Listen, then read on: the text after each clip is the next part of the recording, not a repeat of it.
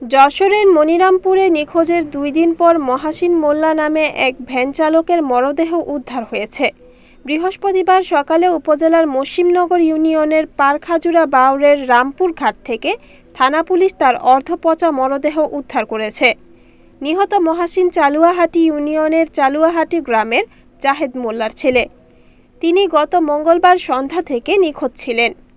Police ও স্বজনদের ধারণা, দুর্বৃত্তরা মহাসিনকে হত্যা করে তার ইঞ্জিন চালিত ভ্যান ও সঙ্গে থাকা ২টি মোবাইল ফোন ছিনিয়ে নিয়ে মরদেহ বাউরে ফেলে দেয়।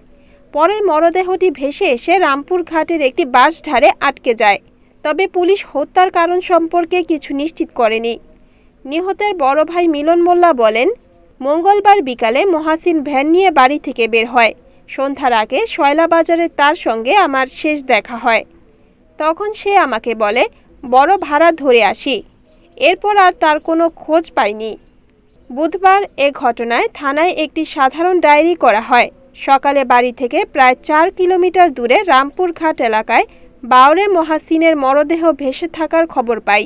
মনিরামপুর থানার ভারপ্রাপ্ত কর্মকর্তা আবু সাইদ বলেন, বাউর থেকে এক ভ্যান চালকের মরদেহ উদ্ধার করা হয়েছে। তার ব্যবহৃত ভ্যানটি এখনও উদ্ধার হয়নি। মরদেহ ফুলে গেছে। প্রাথমিকভাবে শরীরে আঘাতের স্পষ্ট কোনো চিহ্ন বোঝা যাচ্ছে না।